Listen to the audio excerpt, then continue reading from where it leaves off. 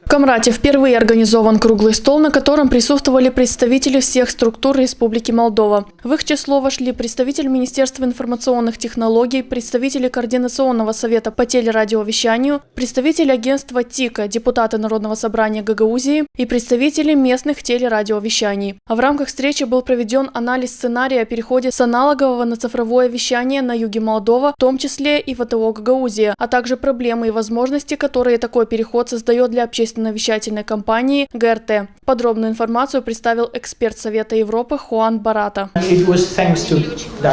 ГРТ и местные вещатели должны координировать свои силы и создать сеть мультиплексов. Речь идет о больших инвестициях и, возможно, будет необходимым строительство сети передатчиков. Аналоговое вещание будет мешать и уже мешает. Поэтому к концу 2017 года все аналоговое вещание должно быть прекращено. Телекомпания и власти Гагаузии должны быть объединены идеей перехода на мультиплекс. Для этого необходимо частично изменить законодательную базу. Как вариант, предлагаю использовать национальный мультиплекс, благодаря чему Гагаузия станет известна по всей Молдове и будет проводиться пропаганда социального единства.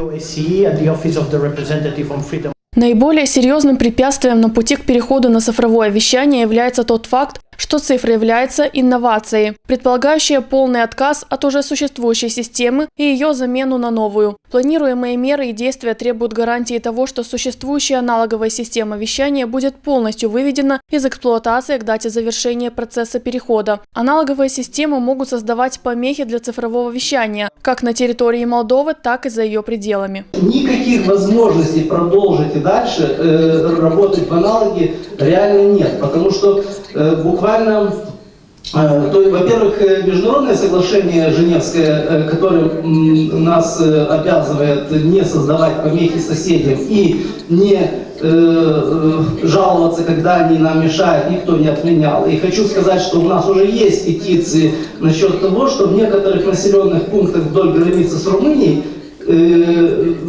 приема некоторых аналоговых станций нет. Для того, чтобы работала эта система в 700 МГц, на расстоянии, скажем так, до 300 километров не должно быть ни одного аналогового или цифрового телевизионного передатчика, который вещает на этих частотах. Представитель Ассоциации электронной прессы представил доводы, основанные на практике международного вещания. В 2011-2012 годах я был в Чехии и, соответственно, в Словении.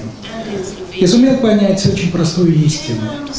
В этих богатых, по сравнению с Молдовой, странах мультиплекса Б не существует.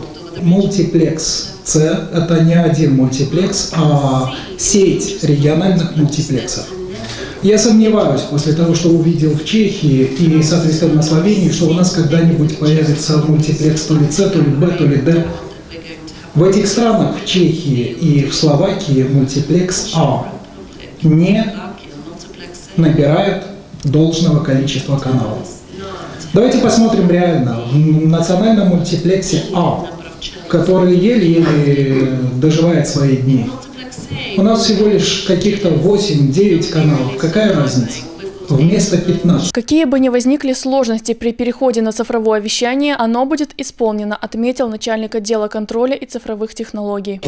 Имеет обязательство перед всеми гражданами Республики Молдова, а именно довести необходимую информацию. Поэтому какие бы трудности не были сейчас в отношении мультиплекса А, значит, он все равно будет работать. И я думаю, заполнится 1500 населенных пунктов Республики Молдова, значит, нуждаются в информации. И эти 15 телеканалов, которые будут ретранслироваться по мультиплексу А, являются, на мой взгляд, как раз тем самым минимумом, которые государство должно обеспечить своим гражданам. Расчеты, выполненные на РАКИТ, показывают, что общий объем инвестиций, необходимых для создания мультиплексной сети, охватывающей южный регион, составляет около 3 миллионов леев, то есть примерно половину суммы, необходимой по расчетам только для Гагаузского региона. Однако предоставленные телерадиокомпанией ГРТ Совету Европы расчеты относительно затрат на создание сети для цифрового вещания показывают, что в качестве охвата только территории Гагаузии общая сумма составит около около 7 миллионов леев. Если мы войдем в мультиплекс Б, но, насколько я понимаю, мы можем получить сегодня лицензию вещателя программного комплекса, но, насколько я знаю, там есть условия по бомбардиру. То есть, какой контент, сколько покажет и тому подобное. На каком языке, процентное соотношение. Выполнит ли общественная компания ГРТ сегодня? Я не уверен в этом.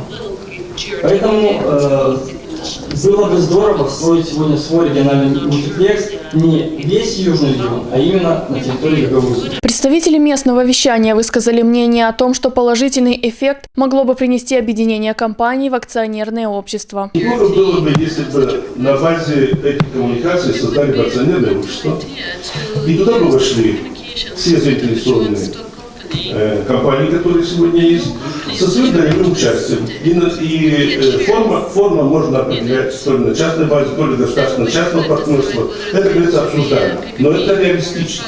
Почему? Потому что человек, который хочет продвигаться в этом направлении, он знает, я войду в этот мультиплекс, вещание будет покрывать какую-то территорию, что меня интересует.